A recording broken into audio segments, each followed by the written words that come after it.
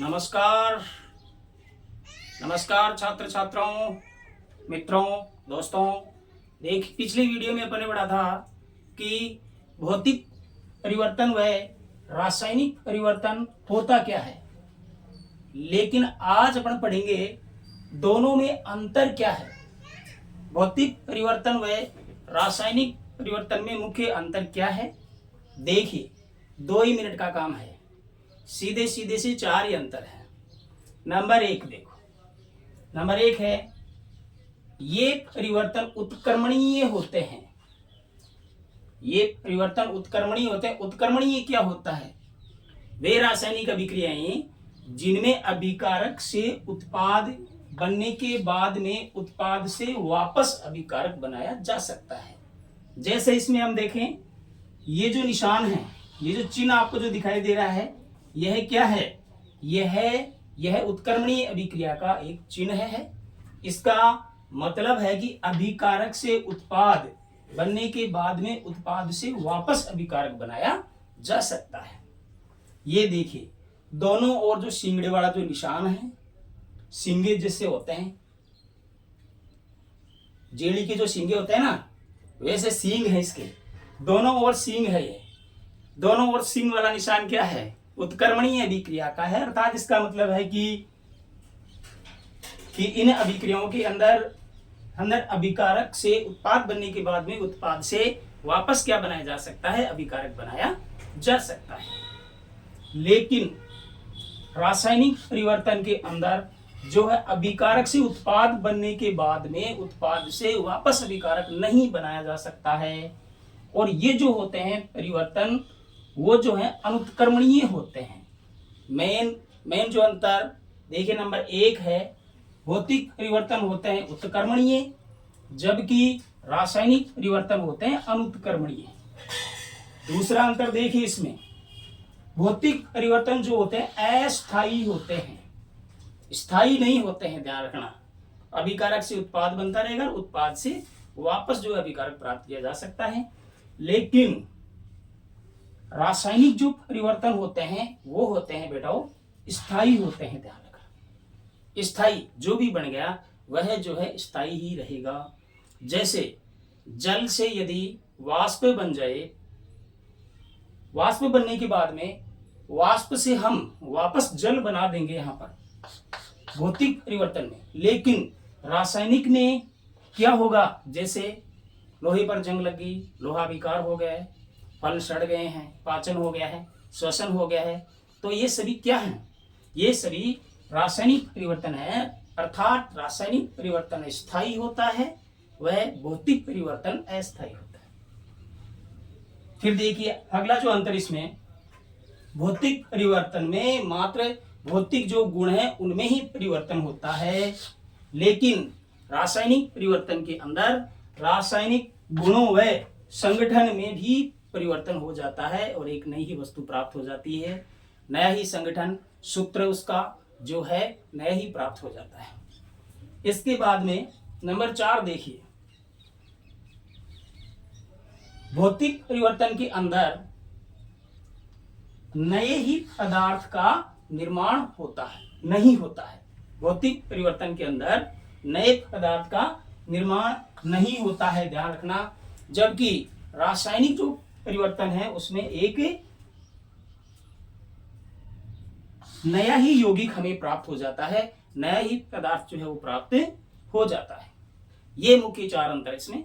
Number 1 देखिए, भौतिक परिवर्तन उत्क्रमणीय होते हैं, ये होते हैं अनुत्क्रमणीय होते हैं।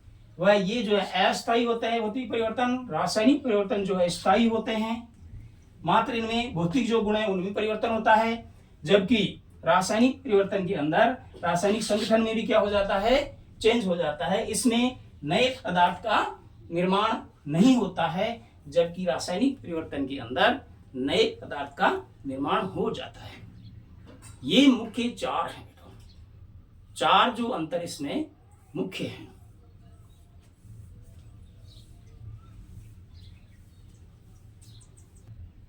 फ्लास्क में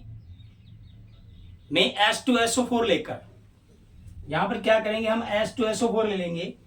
वह जो H2SO4 में दानेदार जिंक मिला देंगे। H2SO4 लेकर के उसमें क्या करेंगे, दानेदार जिंक मिला देंगे। जिंक मिलाने के बाद में देखिए क्या होगा कि जिंक की अभिक्रिया Zn प्लस H2SO4 सल्फ्यूरिक अम्ल के साथ में होगी, हाइड्रोजन सल्फेट के साथ में होगी।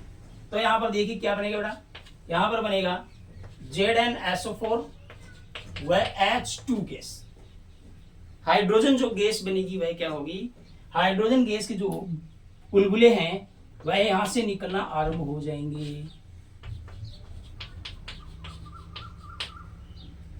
ये देखिए, जब H2SO4 के विलयन में दानेदार जिंक डालेंगे उस समय क्या होगा कि Zn की अभिक्रिया H2SO4 के साथ में होगी। तो देखिए जिंक जो है, सल्फेट जो है जिंक के साथ अभिक्रिया होगी तो बनेगा जिंक सल्फेट। जिंक सल्फेट बनेगा, वह उसी के साथ में हाइड्रोजन जो गैस है उसका निष्कासन होगा, हाइड्रोजन का निष्कासन होगा। ये देखिए बुलबुलों के रूप में हमें हाइड्रोजन दिखाई देगी यहाँ पर। अर्थात इससे स्पष्ट ये होता है कि वास्तव में रासायनिक अभिक्रियाएं होती है। जी हाँ, बिल्कुल रासायनिक अभिक्रियाएं होती है। वास्तव में जब रासायनिक अभिक्रियाएं होती है तो इनमें देखिए बेटाओ निम्न जो है विशेषताएं होती हैं। देखिए कौन कौन सी विशेषताएं हैं इसमें। नंबर 1 है गैस का निष्कासन हो सकता है। जैसे H2SO4 में जब हमने Zn जिंक डाली तो उसमें हाइड्रोजन गैस बनेगी और उस हाइड्रोजन गैस के जो बुलबुले हैं वह हमें उड़ते हुए दिखाई देंगे। नंबर 1 क्या विशेषता है, रासायनिक अभिक्रिया की एक विशेषता है गैस बन सकती है, गैस बन सकती है। ध्यान दूसरा जो अवस्था में परिवर्तन हो सकता है। जैसे यदि कोई ठोस है तो लिक्विड में चेंज हो सकता है, लिक्विड है तो गैस में बदल सकता है। दूसरी जो विशेषता है यह विशेषता है कि यह जो है अवस्था में परिवर्तन हो सकता है। इसके बाद में अगली विशेषता देखिए कि विलयन का या जो पात्र है अपना उसका जो तापमान है वह भी या तो अधिक हो सकता है और या कम हो सकता है, परिवर्तन हो सकता है तापमान में। नंबर 4 है रंग में परिवर्तन हो सकता है, रंग भी चेंज हो सकता है। जैसे हम यदि कॉपर सल्फेट के विलयन में यदि हम लोहे की कील डाल दें, कॉपर सल्फेट के विलयन में यदि हम लोहे की कील डाल दें, जैसे कॉपर सल्फेट का विलयन है इसमें हमने लोहे की कील डाल दी, ये डालने के बाद में क्या होगा कि इससे क्या बनेगा, इससे बनेगा आयरन सल्फेट प्राप्त हो जाएगा, वह कॉपर निष्कासित हो जाएगा। अर्थात कॉपर का जो नीला जो रंग है वह रंग चेंज हो जाएगा। अर्थात रासायनिक अभिक्रियाओं के अंदर रंग बदल सकते हैं यौगिकों के। देखिए गैस का निष्कासन हो सकता है, अवस्था में परिवर्तन हो सकता है पदार्थ की में, वह उसका जो तापमान है उसमें परिवर्तन हो सकता है, वह उसी के साथ में रंग में भी परिवर्तन हो सकता है। और पांचवा और अंतिम विशेषता है नए ही पदार्थ का निर्माण हो सकता है, नए पदार्थ का निर्माण हो सकता है या हो सकता है। ये विशेषताएं, ये यदि परिवर्तन हमें दिखाई देते हैं तो हमें बोल सकते हैं कि वास्तव में रासायनिक अभिक्रिया हुई है। ये इसकी विशेषताएं हैं।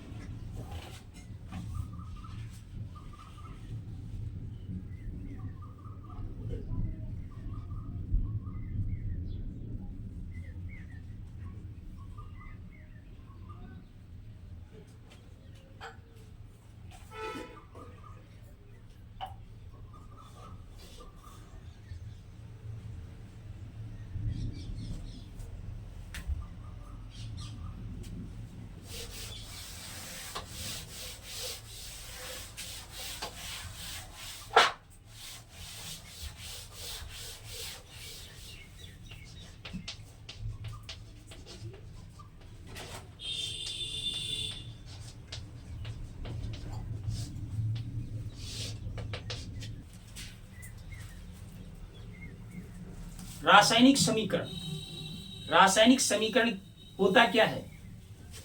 रासायनिक अभिक्रिया यदि हुई है, रासायनिक अभिक्रिया यदि हुई है तो उसके लिखने की जो विधि है उसे हम क्या कहते हैं? सामान्यतः रासायनिक समीकरण कहा जाता है। साइंस में क्या है, रासायनिक समीकरण को जो है हम शब्दों में भी लिख सकते हैं। जैसे मान लिया जाए कि एक मैग्नीशियम का हम रिबन लेंगे, मैग्नीशियम का रिबन लेकर के उस मैग्नीशियम के रिबन को साफ करेंगे, रेगमा लगा करके। साफ करने का भी रीजन क्या है कि उसके ऊपर लगी हुई जो है ना अशुद्धियां है वो सारी हट जाती है और मैग्नीशियम जो रिबन है वह स्वच्छ रूप में हमें प्राप्त हो जाता है। देखिए मैग्नीशियम रिबन अपन ले लिया, लेकर के हमने क्या किया है,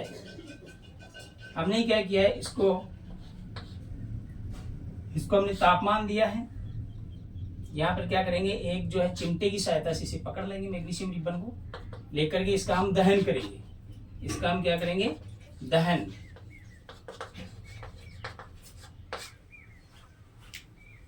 और इसका दहन करने के बाद में जो भी बनता है नया पदार्थ है उसको हम क्या करेंगे, चम्मच में एकत्रित कर लेंगे।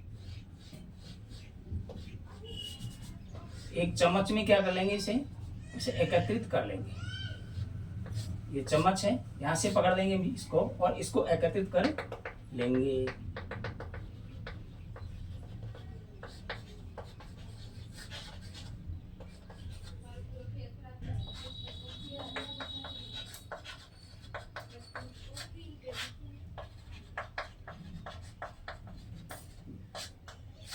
देखिए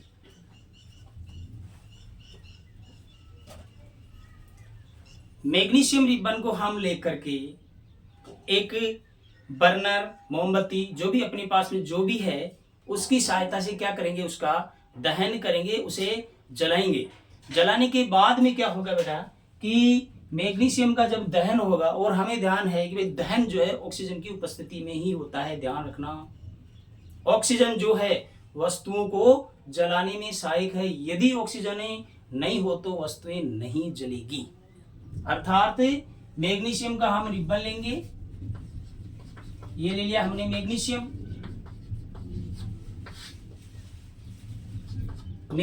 का दहन करेंगे।